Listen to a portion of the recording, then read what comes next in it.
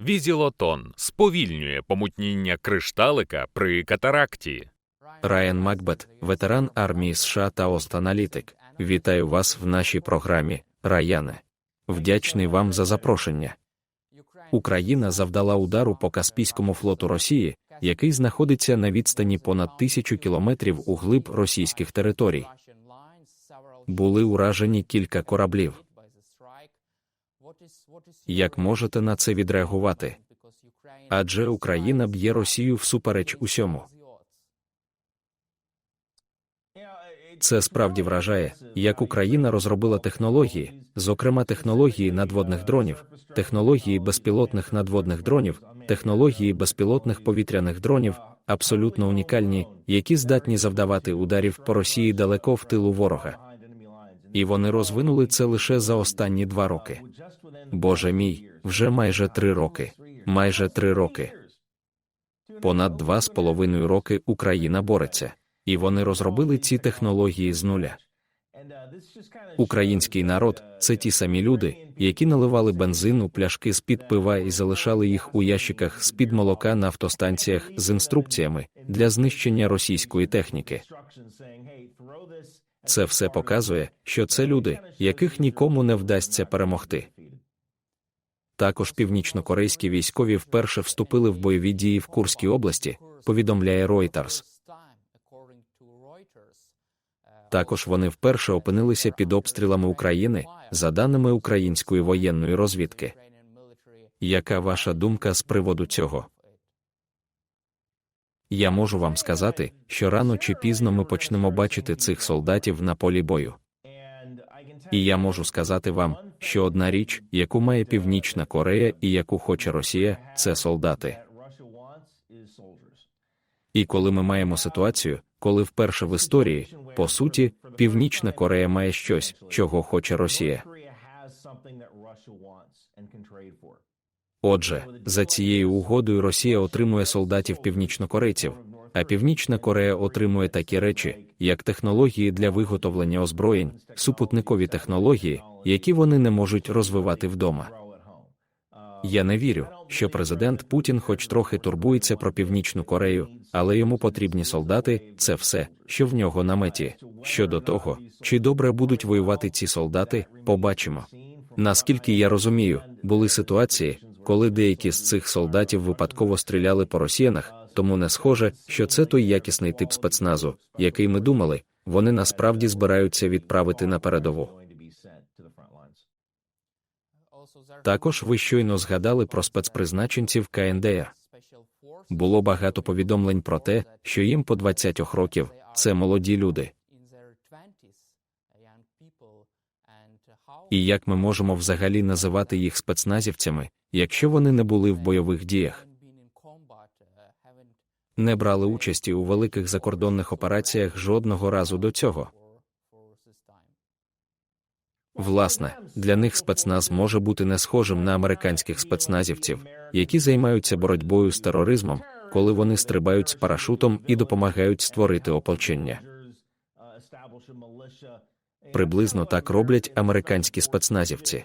Я думаю, що ці північнокорейські спецназівці можуть бути більше схожі на ударні загони, і тому вони краще фінансовані, краще навчені і краще нагодовані. Ось що вони можуть мати на увазі під спецназом. В тому сенсі, що вони особливі, бо вони не виконують сільськогосподарські роботи, як будь-який інший підрозділ в Північній Кореї.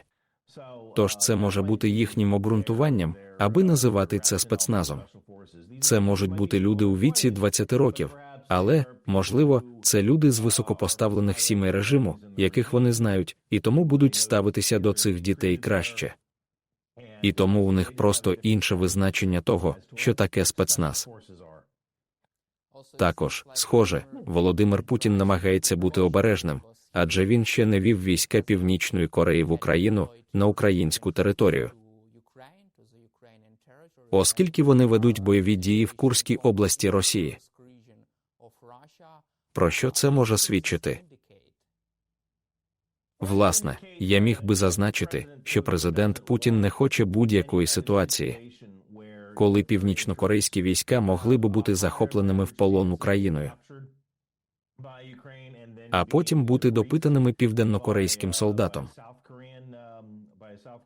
Я зовсім не здивуюся, якщо Південна Корея має перекладачів або слідчих, я б сказав, в Україні станом на цей момент, на випадок, якщо вони когось захоплять, тому що Південна Корея хотіла б отримати інформацію про те, яка у Північної Кореї ситуація на даний момент у північнокорейської армії. Тому я не здивуюся, якщо вони там будуть. Можливо, вони не хочуть, а може бути, що у Росії недостатньо військ, щоб фактично повернути Курськ. Також може бути, що вони не хочуть, щоб Північна Корея була десь на півдні, де теоретично вони можуть бути захоплені в операції проти України. Або це могла бути проста ситуація в тому сенсі, що це було просто найпростіше місце для їх переміщення або місце, яке мало найбільшу потребу у військах. Отже, це одна з цих трьох речей. І, швидше за все, номер 3 – просто проста ситуація, коли нам тут потрібні війська, давайте підключимо ці блоки сюди і скажемо їм, щоб вони йшли прямо вперед. Досить скоро має настати затища у фронтових боях. Ми наближаємося до зими, тому вони, можливо, поки що не принесуть великої користі на півдні, але вони можуть стати в нагоді в Курську, де Росії досить важко повернути цей конкретний район. Яким ви бачите результат цієї співпраці між Росією та Північною Кореєю? Чи вважаєте ви, що Кім Чен Ін міг би продовжити це розгортання ще більшої кількості солдатів у Росії та Україні? І які ризики для Володимира Путіна та Кім Чен Іна, які просто продовжують це робити для проведення цього розгортання, для отримання більшої кількості людських ресурсів? Я, звичайно, думаю, що Північна Корея може продовжувати це робити, поки їм буде вигідно відправляти війська. Це означає, що вони отримують дешеву нафту з Росії, вони отримують технології для зброї, вони отримують супутникові технології. Поки ця угода все ще діє, я думаю, що Північна Корея має армію чисельністю 1 мільйон 400 тисяч людей. Це багато людей, щоб якось перекинути на Західний фронт. Отже, це свого роду питання номер 1. І друге питання, або один з наслідків. І я можу сказати вам, що один з наслідків, який ви можете насправді побачити, це те, що ви можете побачити, як така країна, як Південна Корея, втручається в ситуацію в тій мірі, що вони або відправляють війська, або системи озброєнь. І це не обов'язково те, чого хоче Росія. Адже це фактично може ускладнити боротьбу проти України, якщо інші країни стануть на ваш бік, як от Південна Корея, яка може відправити війська чи дати більше зброї. Так що це прорахований ризик. Я думаю, це може свідчити про те, що Росія дійсно має певні проблеми з набором новобранців. Тому що не забувайте, що довгий час Росія мала угоду з їхніми елітами. Робіть все, що хочете, але не чіпайте наших дітей. Якщо буде мобілізація, де дітей, підлітків з Санкт-Петербурга і Москви почнуть призивати, тоді це може стати початком революції. Тож це може стати кінцевим наслідком, якщо Росія не використає ці північнокорейські війська. Як, на вашу думку, Захід має реагувати на цю ескалацію? Тому що ми поки що не побачили жодної реакції. Що ви думаєте з цього приводу? Як на це мають реагувати США? В ідеалі США повинні надати стільки систем озброєнь, скільки можливо доставити до України цією залізницею у Польщі. Це було б ідеально. Я можу сказати кілька речей про те, як США повинні реагувати. Ми повинні відповісти розміщенням на території України ракетних систем, якими управляли би американські солдати. Ми повинні закрити небо над Україною. Є багато речей. Але одна з найбезпечніших речей, які ми могли б зробити, це доставити до України ще більше систем озброєння цією залізницею. Польща та Франція говорили про те, щоб відправити війська до України для облаштування бойових позицій або виконання логістичних функцій. Сполучені Штати рано чи пізно будуть втягнені в цю війну. 2 роки тому ми були в 1939 році, зараз 1941 рік. Для Європи Друга світова війна почалася в 1939-му, але для американців вона почалася в 1941 році. Рано чи пізно ми втрутимося, і ми можемо з таким же успіхом втрутитися на наших умовах, а не тоді, коли ці умови нам нав'яжуть. Ви маєте на увазі, що США можуть бути втягнуті в цю війну, незважаючи на те, що станеться в Україні, наприклад, 100% вони будуть залучені сьогодні, завтра або в майбутньому. Так. Я думаю, що майже напевно сили НАТО будуть втягнуті у війну, тому що рано чи пізно Росія запустить ракету в бік Львова, яка випадково влетить у Польщу, а потім влучить у дитячий садок. І я думаю, що єдина причина, чому американські війська зараз перебувають у Польщі, це не дати полякам можливості взяти справу у свої руки та зайти в Україну для допомоги. Рано чи пізно це станеться. Рано чи пізно ракета, що заблукала, влетить у дитячий садок у Польщі. Або рано чи пізно якийсь з російських диверсійних зусиль насправді знищить літак у польоті, що вони вже намагалися зробити, але Німеччина спіймала росіян, які пробували встановити бомби на літаки. Рано чи пізно це станеться. Або Росія здійснить диверсію на якомусь заводі, і декілька людей вб'ють. Або вони почнуть кібератаку, і лікарня постраждає, і люди загинуть, тому що генератори не могли включитися, а люди були на апараті штучної вентиляції легень. Отже, рано чи пізно НАТО втрутиться, і ми, вірогідно, повинні втрутитися на наших власних умовах, а не тоді, коли ці умови нам нав'яжуть. У нас також була цікава дискусія з Шоном Беллом, віце-маршалом авіації королівських ВПС у відставці. Він також сказав, що безпольотна зона в Україні, запроваджена НАТО, стане руйнівною для російських військових зусиль і для Росії. Чи згодні ви з цим? Абсолютно. У цьому є ризики. 2,5 роки тому я говорив, що ми не можемо просто встановити безпольотну зону. Дуже легко таке питати тим, кому насправді не потрібно це реалізовувати. Але минуло близько 2,5 років. Ми бачили можливості Росії. Ми знаємо набагато більше про можливості Росії. Росія також виснажила свої літаки, і ми бачили виснаження в їхній протиповітряній обороні. Тому я вважаю, що було б безпечніше встановити безпольотну зону з боку НАТО. І щось на кшталт цього я міг легко бачити, як Росія вирішує не наполягати на цьому і не намагатися форсувати цю безпольотну зону, головним чином тому, що Росія зараз має дуже обмежену кількість літаків.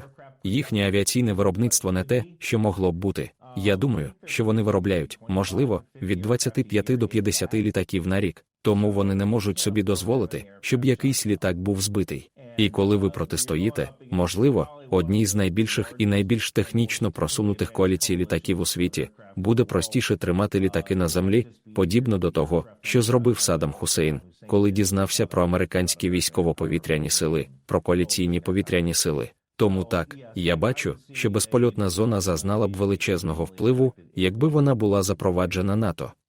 Я також хотів би поговорити про президентські вибори в США. Дональд Трамп переміг Камалу Гарріс. Також республіканці отримали більшість у Сенаті та можуть отримати ще одну більшість у Палаті представників. Що ви думаєте про результати цих виборів? Ви шоковані? Ні, не зовсім. Цікаво те, що в Америці ми, по суті, маємо дві партії, і Демократична партія – це партія, яка щойно втратила Білий дім, Республіканська партія прийшла до влади. І довгий час Демократична партія була зосереджена на елітах країни, і вони втратили з поля зору пересічних людей, які переймаються економікою, цінами на бензин та на продукти харчування. Демократи кажуть, агов, з економікою все гаразд, з економікою все гаразд. Можливо, це тому, що це їх влаштовує. Але для середньостатистичного американця, який робить покупки в $3 і якому щодня доводиться відвозити своїх дітей до школи, це ненормально. І зараз я перебуваю в місті Берлінгейм, штат Каліфорнія, що за межами Сан-Франциско. Берлінгейм, мабуть, найбагатше місто країни на душу населення за кількістю городян. У Берлінгеймі є магазин Apple. І, як правило, щоб показати, наскільки це важливо, У всьому Нью-Йорку є 6 магазинів Apple, які обслуговують близько 8 мільйонів людей. І є один магазин Apple у Берлінгемі, це невелике містечко. І це якби показує вам кількість грошей в цьому місті. Люди в Берлінгемі, напевно, були дуже здивовані результатами виборів. Але кожен другий американець, який живе не в дуже багатому місті, напевно, зовсім не здивувався. Навколо мирної ініціативи Трампа щодо України точиться багато дискусій. Газета The Wall Street Journal повідомила, що деякі радники Трампа пропонували заморозити конфлікт.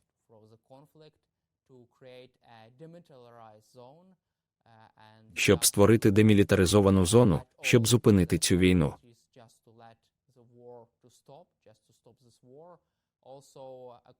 Також, на думку деяких людей, близьких до Трампа, європейські війська можуть бути розгорнуті в Україні, щоб просто перевірити виконання цього мирного договору.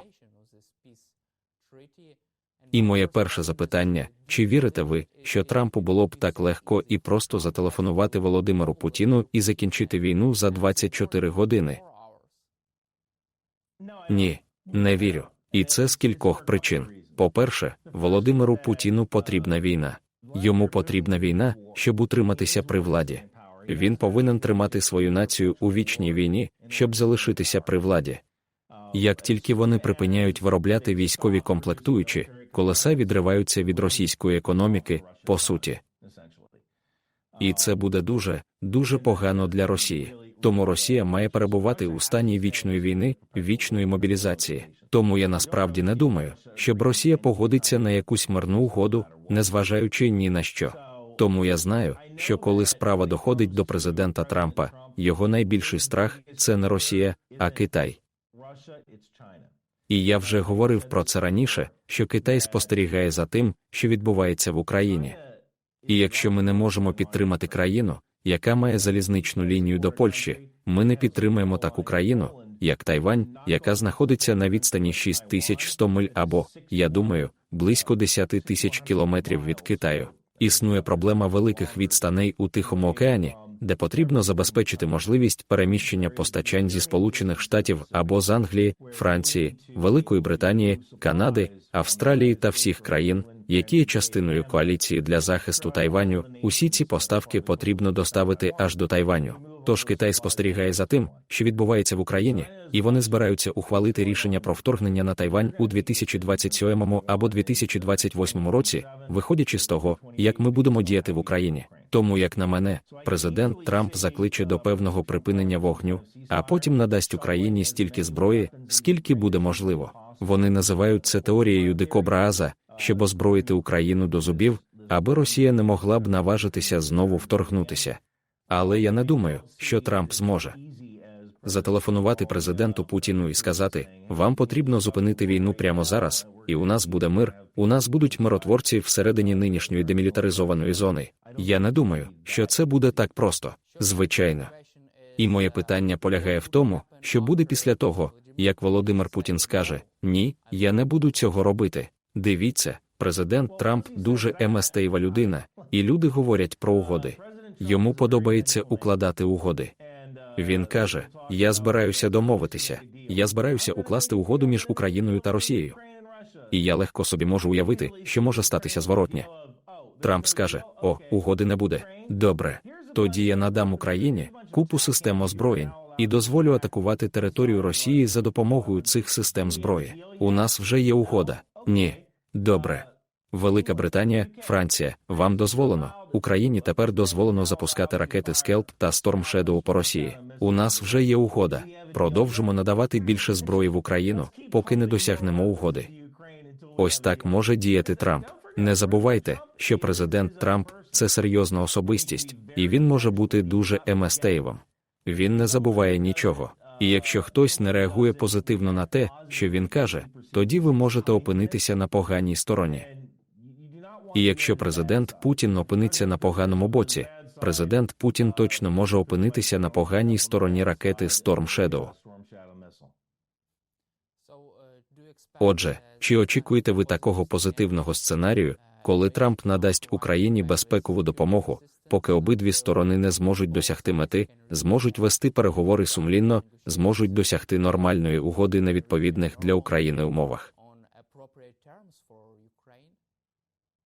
Так, це можливо. Оскільки він робив це раніше, коли президент Обама надсилав ковдри та окуляри нічного бачення, саме президент Трамп надіслав ракети «Джавелин», чи не так? Немає кращого друга, немає гіршого ворога. Якщо ви вирішите стати другом Сполучених Штатів, ми підтримаємо вас. Але якщо ви вирішите виступити проти Сполучених Штатів, у вас виникне велика проблема у вигляді ракети «Джавелин». Тому я легко бачу ситуацію, коли президент Трамп відчуває, що йому не надали належної поваги, тоді потяги, повні ракет, будуть прибувати в Україну через Польщу. Крім того, схоже, що Міністерство закордонних справ Росії заявило, що вони рухатимуться вперед у своїх військових зусиллях і переслідуватимуть свої цілі, незалежно від того, хто буде при владі в Білому домі. Також речник російського диктатора Володимира Путіна Дмитро Песков заявив, що війну не зупинить Дональд Трамп.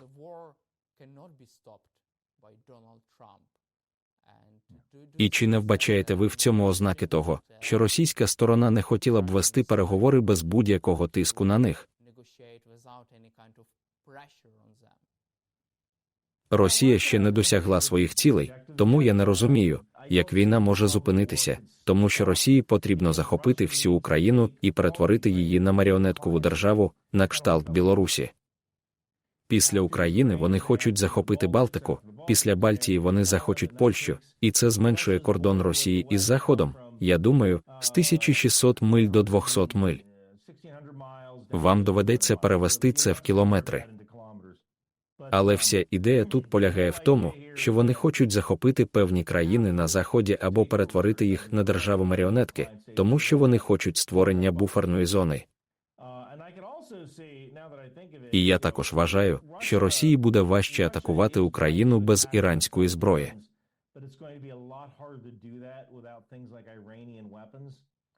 І одна з речей, яка не подобається президенту Трампу, це ставлення Ірану до Сполучених Штатів. Він буде суворіший з Іраном, ніж нинішній президент, і виведе з ладу певні іранські заводи, які постачають системи озброєнь Росії. Зараз з безпілотником «Шахед» це не спрацює, тому що Росія будує свій власний безпілотник. Але є ракетні системи, які Іран передає Росії. Тому Трамп міг би легко знищити ці заводи з виробництва ракет, щоб запобігти отриманню Іраном грошей або нафти з Росії, просто щоб ще більше позбавити Іран грошей, необхідних для роботи їх економіки.